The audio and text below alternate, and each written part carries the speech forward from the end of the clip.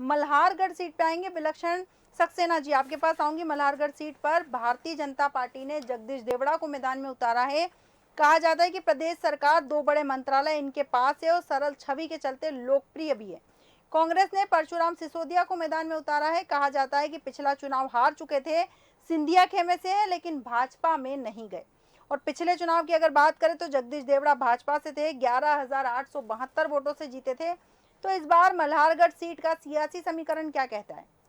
देखिए, मल्हारगढ़ में एक तरफ आपके सामने है जगदीश देवड़ा जी, एक ऐसे व्यक्ति जैसे आपने बिल्कुल राइटली पॉइंट आउट किया, सरल इमेज के हैं, लेकिन उनके लिए सबसे बड़ा ड्रॉबैक क्या है जी? एज फाइनेंस मिनिस्टर रहते हुए सबसे ज्यादा मध्य प्रदेश में एक तरीके से कहा जाए गृह मंत्रालय और सबके बाद सबसे इंपॉर्टेंट पोर्टफोलियोज में से काउंट करता है जी। अब यहाँ पर इनकी सबसे बड़ी इमेज यही है कि ये मंत्रालय में रहते हुए, एज अ पद में रहते हुए इन्होंने क्या किया, इनकी वर्क शैली, इनके काम शैली यहाँ पर सबसे इंपॉर्टेंटली पॉइंट आउट करनी जरूरी है, क्योंकि जगदीश देवड़ा जी इस बात के सबसे बड़े फ्लैग बेयरर बनते हैं जो भी योजनाओं की एक बेसिक फाइनेंस प्लानिंग है। मध्य प्रदेश के बजट के बारे में कई बार बीजेपी कहती है कि हमारा बजट इतने करोड़ था, इतने लाख करोड़ था, उसको बढ़ा के हमने 27 लाख करोड़, इतने करोड़ तक, सॉरी फिगर्स में अगर मैं गलती कर रहा हूं तो मुझे क्षमा करिएगा, बट इतना ज्यादा बढ़ोतरी करी गई है और ये सब पॉसिबल। अच्छा, कोई भी पर्टिकुलर योजना जो आज की डेट में प्लान्ड होती है फाइनेंशियली, उसका सबसे बड़ा रीजन थ्रू जगदीश देवड़ा जी के डिपार्टमेंट के थ्रू ही आता है। तो उनकी वर्किंग के लिए बहुत इंपॉर्टेंट है कि वो पब्लिक इमेज में कैसे वर्क करते हैं। On the same time Congress की तरफ से उनके प्रहार क्या है? कांग्रेस की सबसे बड़ा इशू यही रहा है और जो कमलनाथ जी ने भी कई बार एड्रेस किया, अगर ये कहा गया है कि कोई पर्टिकुलर योजना जैसे 2018 में जब कांग्रेस आई थी तो उसको कंटिन्यू क्यों नहीं करा गया, कोई चीजों को बंद कर दिया गया, तो सबसे बड़ा उनका यही रीजन था कि हमारे पास फंड्स नहीं है। लगातार सरकार द्वारा कर्जे लिए गए जिसकी वजह से ट्रेजरी खाली हुई और आज भी कांग्रेस से एक मेन मुद्दा बना के बैठी हुई है कि एक पर्टिकुलर व्यक्ति पर, व्यक्ति विशेष मध्य प्रदेश के एक सिटीजन के ऊपर कितना कर्जा है और कैसे वो लगातार बढ़ता जा रहा है। यहाँ तक के मैं जहाँ तक समझता हूँ परशुराम सिसोदिया ने एक बार ये चीज़ मेंशन भी करी है कि किस तरह से लगातार भाजपा सरकार में रहते हुए हम पर कर्ज बढ़ता गया और ये कर्ज वो चीज़ के लिए लिया जा रहा है जो कि ब्लंट करप्शन है। बिल्कुल, ये उनकी तरफ से, कांग्रेस की तरफ से एक बड़े एक्यूजेशंस थे। अब जहां तक रही जगदीश देवड़ा जी की बात, तो उनके लिए उनकी स्टैंडिंग, उनका पर्सनल पर्सोना ही वहां इस सीट पे सबसे बड़ा काम करेगा और यही बातें जब ये कही जाएगी भाजपा की तरफ से, तो उनका रहेगा कि ये ही व्यक्ति थे जो फैसिलिटेटर थे, ये ही एक्चुअली एक phase, second phase of development Madhya Pradesh में देख सकते हो, बीइंग उनका पोर्टफोलियो इतना इंपॉर्टेंट था। बिल्कुल विलक्षण जी, अब मल्हारगढ़ सीट पर देखना दिलचस्प होगा कि जगदीश देवड़ा जी को वापस से जनता मौका देती है, परशुराम सिसोदिया को ऑप्शन के रूप में चुनती है। बिल्कुल वल्लभ जी, आपके पास आऊंगी मैं, बोलिए।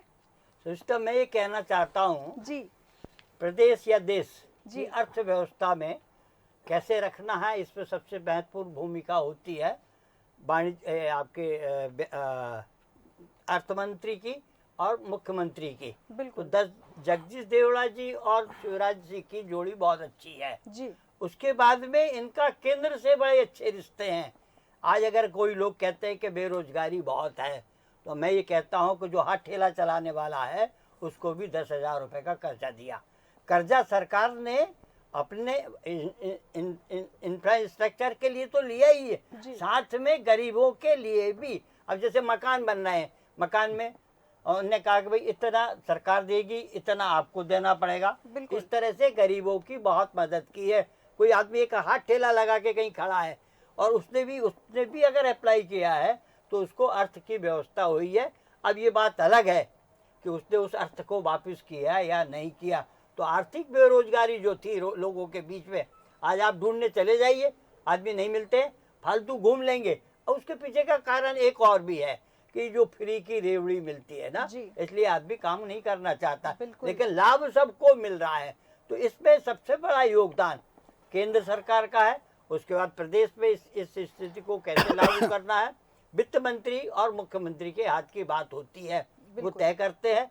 तो इस हिसाब से देवड़ा जी का जो शिवराज जी के साथ जो ट्यूनिंग है प्रदेश की जनता को लेकर, प्रदेश के विकास को लेकर, वो बहुत अच्छी है। इसलिए देवड़ा जी अपने आप में वहाँ भी अपने क्षेत्र में भी इनका अच्छा प्रभाव है। बिल्कुल। तो ये ना माने हमारा ये कहने का मतलब कि भैया हम सब लोग मिलके या हम सिर्फ बीजेपी के नेताओं को जिताना चाहते हैं, ऐसा कुछ नहीं है, लेकिन व्यक्ति की परफॉर्मेंस। अब मैं एक छोटा सा उदाहरण दूंगा यहाँ।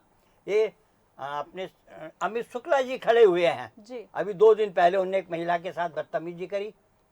इसके पहले भी हमें याद है आपके पुराना जो कांग्रेस भवन था जी। उसमें वो बीजेपी का सांसद विधायक है अभी, नाम भूल रहा हूँ, उसने एक पत्रकार की पिटाई कर दी थी।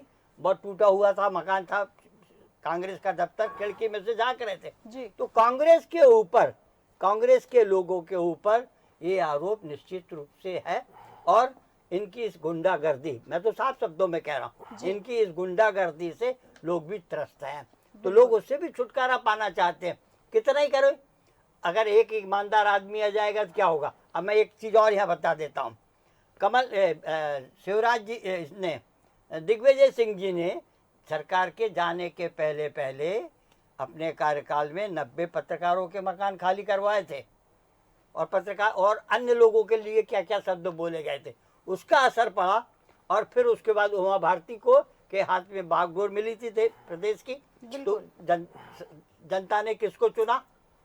बीजेपी को। यही स्थिति आज की तारीख में भी कांग्रेस के साथ लागू होती है। बिल्कुल बिल्कुल बिल्कुल इसमें सही कहा इसमें आपने। एक चीज धर्मिष्ठा जी मैं और जोड़ना जी, चाहूंगा। बिल्कुल। इस पर्टिकुलर सीट पे मैं, मेरा एक छोटा ऑब्जर्वेशन यहाँ पे और निकल के आ रहा है कि परशुराम सिसोदिया यहाँ पे बेहतर स्थिति में है। जी। इसका कारण एक ये है कि आप जानती हैं कि मतलब हम इन जनरली सब जानते हैं कि मालवा रीजन जो है वो क्लाइमेट के संबल में बहुत ज्यादा ही डूबियस है। यहाँ पर कभी कभी अगर ड्रॉट पड़ता है तो लंबा पड़ता है, और नहीं पड़ता तो भयानक बारिश होती है, और जिसकी वजह से फसलों में नुकसान दोनों स्थितियों में होता है। अभी रिसेंटली वहाँ के लोकल फार्मर्स द्वारा ये मांग उठाई गई थी कि मल्हारगढ़ को ड्रॉट एरिया में क्या कहते हैं डिक्लेयर किया जाए, ताकि एडुकेट कॉम्पनसेशन की प्रोसेस को आगे बढ़ाया जा सके। लेकिन अभी तक उस मांग को पूरा नहीं किया गया, और उस पर क्या फॉलो अप्स हुए हैं वो लोकली अभी तक उसके बारे में बहुत इजी स्थिति या क्लियर स्थिति नहीं बनी है। ऐसे में परशुराम सिसोदिया द्वारा उस रिजेंटमेंट को, सेंटिमेंट को जो एक फार्मर्स ने कहा है कि क्योंकि क्या होता है, फार्मर्स को अगर एडिक्वेटली सोयाबीन की, क्योंकि वहां पे मुख्य खेती होती है, मालवा रीजन में सोयाबीन सबसे बड़ा क्रैश क्रॉप है। किसानों को अगर सोयाबीन की प्रॉपर दाम मिलते हैं और उसकी फसल उनकी बचती है प्रॉपर, चाहे इंश्योरेंस के थ्रू उनको वापस पैसा मिले, चाहे मार्केट के थ्रू बेचकर उनको मिले, अगर एडिक्वेटली सोयाबीन का दाम मिलता है तो किसान अपने घर कुछ लेके जा पाता। ये एक बहुत बड़ा है। और यहाँ पर परशुराम सिसोदिया द्वारा इस मांग को बढ़ाना और उसको आगे बढ़ाने से उनके लिए पब्लिक सेंटिमेंट बहुत फेवर में आ गया है, क्योंकि लोगों को ये दिख रहा है कि फार्मर्स की, अच्छा दूसरा at the same point of time इस बात का कंटिन्यूस रिपीटेशन जो एक कांग्रेस कर रही है कि हमने किसानों का कर्ज माफ किया, और खास तौर से इन्हीं एरियाज से सबसे पहले स्टार्ट किया गया था। इसी एरिया नीमच है, मंदसौर है, यही वो एरियाज थे, मल्हारगढ़, ये सब वो एरियाज थे जहाँ के किसानों को सबसे पहले इसका बेनिफिट दिया गया था। 2017 में जब राहुल गांधी ने चुनावी बिगुल फूका था 5 महीने, ठीक 5 महीने पहले, तो सबसे पहले इन्हीं क्षेत्रों में बिना सर्वे किए गए कांग्रेस सरकार द्वारा बिना सर्वे किए गए कॉम्पनसेशन को फ्लोट किया गया था। तो यहाँ के किसानों ने एक बार वो देखा है,